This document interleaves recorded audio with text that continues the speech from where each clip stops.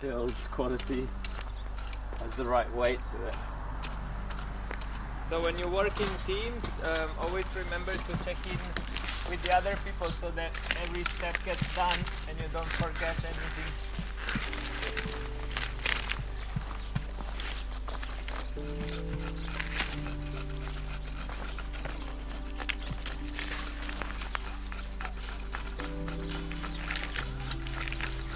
I had been experimenting with different modalities of land regeneration for a few years, but I had started feeling like I was reaching an upper limit with the things that I could do and experiment with the places that were available to me. This question started simmering in my mind of like, is land regeneration possible on a larger scale? I consider myself as being too much of a philosopher to feel comfortable in most hardcore farming environments. But then I came here and I realized that there was something very special about this place. This behind me is how the farm looked like before. This is one of the wettest winters we've had in many, many years. So the soil should be nice and soft, but it's very, very hard, extremely compacted. And this is in winter. In summertime, it just becomes as hard as a rock, and these are not very favorable conditions to grow food. If I was to plant a lettuce in here, it wouldn't live for very long. And now we got to see how the land looks like after 3 years of regenerative practices and after 1.5 years of agroforestry. So welcome to the Garden of Eden. I brought with me one clump of clay from the previous patch, and this is how our soil looks like right now. So the difference is quite big, right? This is very black, full of roots, full of life. This is solid, you see. The roots need to push through this, and here they can just easily grow into. As I said, we planted these agroforestry lines 1.5 years ago. Check this out. I can still stick my whole hand to my wrist in the soil.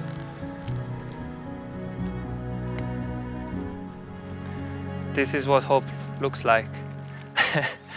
I mean, we were growing food already here, like vegetables, but the soil is still quite good here, but it doesn't quite get all the way to the wrist.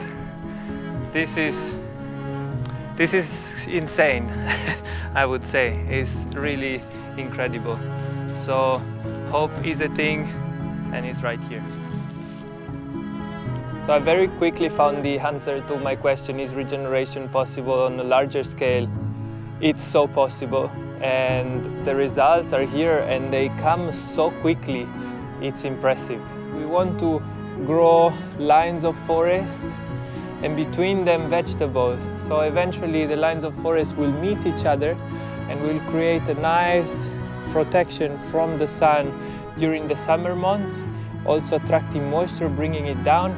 And then in winter time, we will heavily prune them as we have just done to bring light, to allow light to reach the vegetables and to also bring biomass down that will then decompose and become soil. This is what we've just done.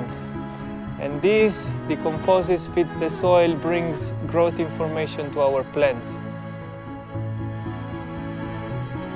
It was very interesting to realize that the regeneration of land actually brought each of us into a very important journey of personal development, because we realized that regenerating soil is actually easy, and that the most important part of that is to create a context where people can collaborate and work together in a way that facilitates that.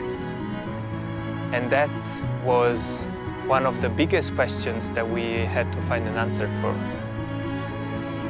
I did do the work, but I would not have been able to make the progress that I made without the people that were surrounding me and holding me when I needed to be held and exercising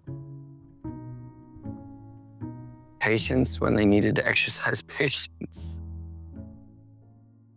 We're suffering from a separation from nature, and then that goes all the way into ourselves. Like the mind and the heart are separated, like facets of our ego are separated.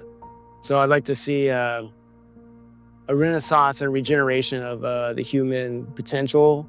So it's an internal and external, not really a revolution, but like an evolution. I would like to see more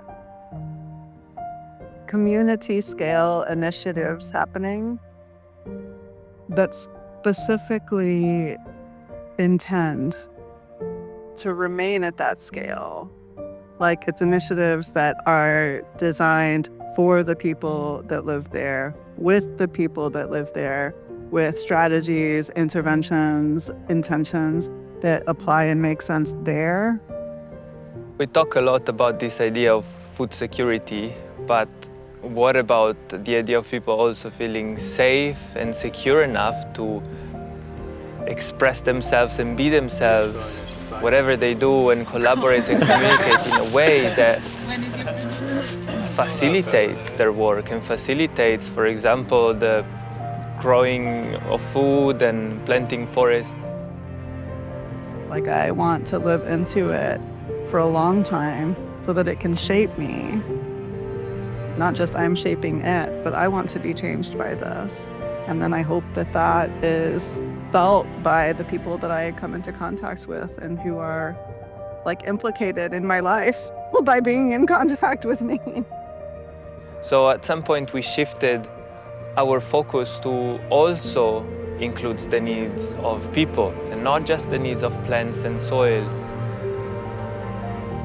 And we now find ourselves in a place where people do seem to be safe enough to express themselves and communicate and collaborate. And this discovery has been probably more exciting and amazing than the discovery of actually being able to grow food in forest-like ecosystems.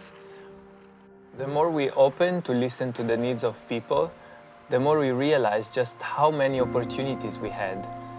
So we also began to be curious about the needs of people in our broader community.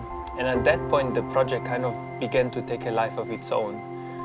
We collaborate with the mushroom factory nearby that produces lots of waste. We receive that waste and we turn it into compost. We've opened a free library to meet people's needs to gather and learn. We're working on an apothecary to offer clean, homegrown medicine. Local people needed fresh organic food, so we started a market, and the list of initiatives goes on and on. We do still have many open questions, and one of them is this. We're now crossing the boundaries of the farm, and this is what's outside. So we are quite literally cultivating hope, and right here, this is what we have. And I want to show you this because in the last 6 months, I packed my bags twice to be ready to leave the farm because we got hit by a massive flood and a devastating wildfire started right there, and the fire started traveling through the water line.